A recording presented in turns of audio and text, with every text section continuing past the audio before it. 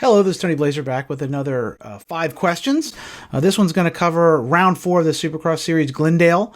This Glendale race is going to be the first of our Triple Crown events where they take three, smaller motos, gangbangs, whatever you want to call it, and combine them for an overall winner, kind of like you would do in outdoors. These are always very interesting events, kind of shake things up. I would love to know your feedback too if you're enjoying these little, event previews I'm doing. It's not usually what I do. It's not my normal stuff on the channel, but I'm going to mix things up, see what people like and don't like. So if you do like this, you want me to keep doing them, please let me know. If you think they're stupid, you hate it, you don't want to hear about it, let me know that too. I'm happy to try and keep the crowd happy. So let me know in the comment section below or hit me up on Instagram or Twitter. My handle there is @TonyBlazer, which is TonyBlazer. If you hit me up there, I'll definitely respond. So I'm just curious to know what people think of these, if they enjoy what I'm doing here. So in any case, here are my 5 questions for round 4 at Glendale, Arizona. Number 1. My first question for Glendale, round 4, will the new format make a big difference to the results? My opinion is the Triple Crown format is a very good way to kind of shake up the series. I love the fact that it kind of changes things up. You get a chance to have some guys that normally maybe are more of a sprint guy, maybe a guy like a Justin Brayton or somebody who shows a lot of great speed in the heat races but hasn't been able to really keep it together in the longer races. This is a perfect format for them. I think last year, the first event that Cooper Webb won, which was kind of a surprise at the time, was one of these Triple Crowns or gangbangs. I love them. I think they're super exciting. Sometimes it feels a little bit like during the broadcast there's some downtime, but I am a huge proponent of the semi races. I hate the fact that the semis are gone. I bitch about it on Twitter every week, and this definitely helps maybe make it feel like there's more racing. There's always a lot of downtime. I realize that they have to work on the track and what have you, but obviously, in the old days, we had 4 heat races and 2 semis and a last chance, so they could do it. But I'm sure the real reason, at least in my opinion, I guess I shouldn't say I'm sure. The real reason I think is that it's more time for sponsors, which I get it. They pay the bills and what have you, so the more commercials to make up to Mud and the Jeremy McGrath Kawasaki thing and all that stuff. So this change in format, though, does make it feel a little different. Maybe helps the night program move a little quicker because you feel like, hey, you got one big race. I love it. I like it. I don't think I'd want to have it every week. I'm not in favor of like a chase format or something like that, but as a kind of every now and again kind of thing, I think the Triple Crown makes a lot of sense. It's a lot of fun. I do think we need to come up with a name. The gangbang thing, while I find it very funny, is not really kosher probably for most people. And it's kind of weird. It's like if you win like 2 of these and you don't get the main event, I mean the overall, what did you win? It's not. I think they ought to call them motos, but they don't want to do that because the Motocross Supercross thing is always kind of a little bit of a dicey situation. So I think they do need to clarify that. As far as I know, they haven't figured out what that is all about. But going forward, I think this is a great kind of a shakeup of the event. I think we could well see some new results this week, which would be great. I'm curious to know whether the shorter format will work out in the favor of guys like Barcia and Webb, and some of these guys have been under the weather. Maybe they'll do a little better in a shorter race where you just get out front and try to just put the hammer down for a few laps. You don't have to keep it going for 20. So that might work out, at least early on. By the time they get to the third moto, might be an issue, third gangbang, whatever you want to call it. But I do think this weekend's going to be good. Glendale usually is a great track, too. It's I think they're going to have one of the longest start straights I've ever seen. The thing is like the whole length of the stadium. It's really long. If you look at the track map, it's a very interesting layout. And I always think Glendale's a good race. Usually has some exciting racing. There's usually long rhythm lanes, and the bigger stadiums, play well into that. So I think we could see some great racing this weekend. I certainly hope so. So let's see if the gangbang turns out to be as exciting as the first 3 rounds. Number 2. Question number 2 for Glendale round 4. Where are we at with Eli Tomac? I was one of those guys that picked Eli for the title early on in the year. I expected him to come out and kind of set the world on fire a little bit. You got to figure if he's going to be now or never. One of these years, it's just going to be too late. So the first couple of rounds, a little bit dicey. But then last week he comes out and just kicks everybody's rear. He got a bad start, mowed through the pack, really looked like the guy from 2017. So my question is Eli back up to speed? Are we looking at a 2017 type deal where he might win 10 races or something? Or is this the same old Eli we've seen in Supercross, last year, and early on here where you're talking about like a good result, then a bad result, then a head scratcher, and then a crash, and then a good result, and who knows? I don't know what to say with Eli. It seems that he got his either got his bike set right, or I mean, you always hear the crap about the setup stuff. I was never fast enough to make that make a difference. I just rode my bike and, fiddled with the suspension a little bit, but I never switched clamps or anything. I couldn't tell any difference with that stuff. So these guys run at such an incredible elite level. I guess I'm sure it does make a difference. And if you're a guy like Ricky Carmichael, maybe you just get on a clapped out bike with, square wheels and you just hold it wide open.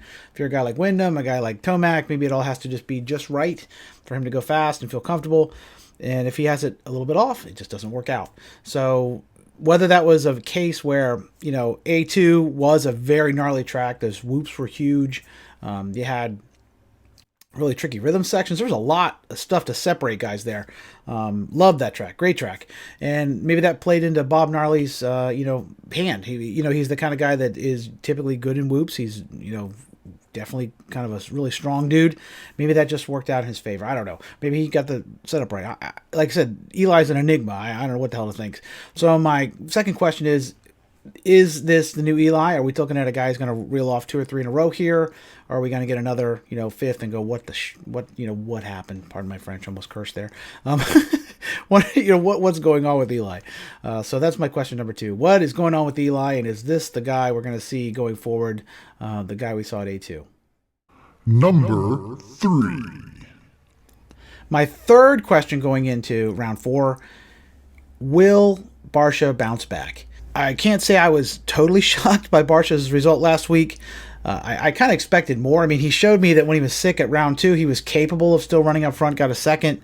After winning the first round, had the red plate. I was like, okay, maybe this is the new Barcia. Maybe we are seeing a new Justin Barcia here. A guy who's going to stay up front. And then the sad trombone came out last week, and Barcia ended up getting, I don't even remember what place it was, but it wasn't good. It was enough to lose him the red plate. So this has kind of been the track record for Justin. He's, he didn't bounce his chin off the crossbar pad this time, but something, the illness got to him or whatever. Yeah, hopefully it was just the fact that the illness got a little worse, the second week. I know that kind of happened with Cooper Webb. He was able to tough it out the first week. Second week, it really caught up with him. Maybe Barcia just, hit him like a ton of bricks and he just didn't have it. I don't know. He just looked like he was way off all day. Practice times weren't great. Just kind of a rough day in general. Hopefully, he gets it back on track. Because I want to see a battle. I want to see Barcia up front. As I've said in the past, I'm not like the biggest Barcia fan, but I just love seeing somebody people don't expect to win. I love seeing the underdog come through. I love seeing a guy like Barcia, who's had his career on the rocks just about out of the sport, kind of revitalize it. It's cool to see. I love that. So I'm rooting for Barcia. I'm rooting for him to come back. And I'm hoping that the Glendale track and these gangbangs play in his favor this weekend. Number 4. Question number 4 for Glendale. Are we looking at another 1990, or is this going to be typically your average Supercross season where one of these guys is really going to take the bull by the horns and take control of this series? The fact that we have 3 winners starting out the series is pretty awesome. It's not like it's unprecedented. We have seen it before, but it is not usually the case that this keeps going like this. I mean, almost always one guy kind of gets on a roll, takes control of it. Early on last year, you didn't have anybody really taking control of the series until a little ways in. Then Cooper Webb got on a roll, and then it was almost over with early on.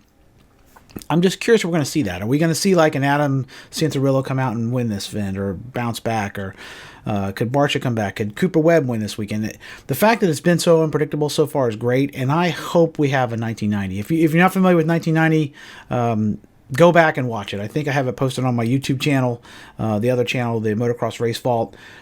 Best season in Supercross history. You had all kinds of rookies coming in. You had crazy outcomes, takeouts, torpedoes, points battle all the way to the very end. Maybe the greatest season in Supercross history, in my opinion. And we're always kind of chasing that. It's like a junkie chasing that high. You want 1990 again.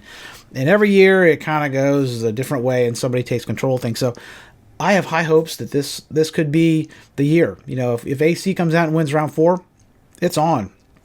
I think the fact that everybody's been so inconsistent too. It's not like we've had a different winner every round, and then the normal guys have got second. It's like you got Cooper Webb and you got Eli. All these guys have had like really crappy outlier races. So it's really kept this a tight race. I mean, if Jason Anderson comes out and wins this race, maybe we're talking about him for the title. It's still super early. I'm super excited. I don't want to overplay this or oversell it, but it's shaping up to be a great year. I certainly hope it keeps going, and the fact that we're going to have the Triple Crown format this weekend really could continue to mix things up. So my fourth question is this going to be 1990 this year? Are we going to see another fourth new winner in 4 races, or is somebody like Eli or Kenny going to take control of this thing and really set themselves up as the favorite going into the rest of the series? Number 5. My fifth question for round 4 at Glendale: will the chaos continue in the 250 class? Last week's race was one of the most exciting I can remember as far as 250 racing. It was, mass insanity. You had Christian Craig getting torpedoed by Ferrandis, me making French jokes online, getting called a racist and all kinds of terrible crap, just poking fun at people. Just jokes, people. I do jokes. It was one of those situations where people got pretty hot under the collar. I really thought it was a kind of an overly aggressive move. I don't know that I thought Dylan actually was trying to take him out. I certainly have no ill will towards Dylan. He's not my favorite rider, but I would prefer he didn't take out Christian Craig. I didn't think his move on Jet Lawrence was in any way improper. Jet was young, got his blood up there when he went underneath him and really kind of threw the race away. It was a bad deal. I was certainly pulling for Jet, but I think Dylan's catching a lot of crap that's probably unfair. I mean, all these guys have taken somebody out or torpedoed somebody at one point or another. That's just racing. Motocross racing. I've had it done to me. I've done it to other people. Maybe not. I've never done it quite as spectacularly as that, but I've certainly been accused of roughing some people up in the past when I was racing. So anyway, Robin's racing is part of the fun. So my question is this kind of keep going? You had last week all that insanity at the front, and then you had Faulkner yard sailing in the whoops again. Really, I'm curious to whether this is like an end to his title chances. It's a short series. It's not like the 450s where you get a guy like Cooper Webb has a bad round. Well, 5-6 rounds from now, maybe he's back on top. You don't know. In a short series, you got to count on your competitors to really have a problem. Now, in the 250 class, traditionally, that hasn't been a problem. A lot of times they do make mistakes. They have issues that come up. So it wouldn't be, unheard of for that to happen. But I think Faulkner at this point's gotta hope for some help.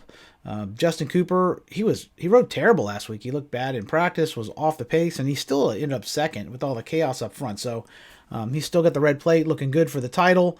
I think he has to worry though. If he's going to play it safe and ride like crap every week, Ferrandis is going to catch him. I think Ferrandis now he has got a taste of the win. I wouldn't be surprised if he doesn't start rattling off a few wins. His Achilles heel's been the starts though. He seems to get terrible starts. So those starts, that's what bit him at round 2. He probably had plenty of speed there too, but he got taken out in the start. So if you get crappy starts, even if you're the fastest guy, even if you're Ricky Carmel and you get crappy starts, you're still taking a chance of getting caught in some chaos. So the guy really has to get it together. So I know a lot of people are anticipating Christian Craig coming in and giving a little bit of payback to Ferrandis.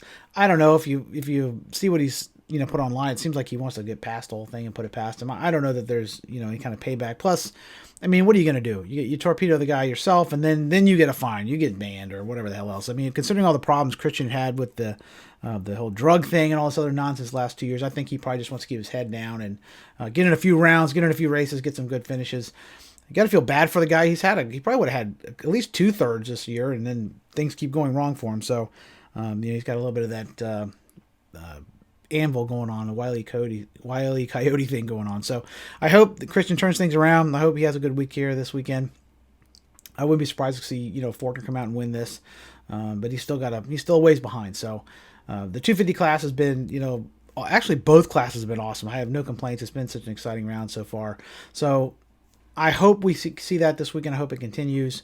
So that's my question. Are we going to continue to see the same kind of craziness in the 250, or are things finally going to settle down here for our gangbang this weekend? So there you have it. That's my 5 questions for Glendale round 4, this week's Triple Crown race. As I said earlier, I'm hoping for an excellent night of racing. Hopefully it'll be just as exciting as the first 3 rounds have been, maybe even better. The Triple Crown, like I said, is usually a pretty exciting event. So I'd love to hear your feedback. Like I said, if you like these, let me know. If you don't, let me know. Like I said, we will keep doing them. So in any case, if you'd like to check out some of the other stuff I did, I just posted a video review of my 125s. I've owned almost 50 motorcycles in my life. I've had a huge amount of off-road, dual sports, motocross bikes, even had a few ATVs. So I thought it might be kind of cool to go back and do a review of the ones I've owned over the years. So I just posted the first one. The first one's going to cover just the 125s. I've had like 8 125s when I sat down and counted them up. And I basically am just talking about what my recollections were about them, not like the traditional reviews I've done in the past where I'm looking through the magazines back here and seeing what the shootout said, just my personal thoughts on what they were good at, not good at, what I liked about them and stuff. So if you like that, check it out. I just posted that yesterday. I will be doing a 250 version and a 500 or open class version as well. Maybe post those up next week. So I'd love to see if you like those. Let me know. If you want to subscribe, I'd appreciate it. A subscription to the channel. If you thumbs up, ding the little bell, share it on social media, that'd be great. I certainly appreciate the help growing it. All this feedback we get on this channel is great, and I definitely appreciate all the positive vibes from everybody. So if you're riding this weekend, keep the rubber side down and keep safe. So until we meet again, it's Tony Blazer. Peace.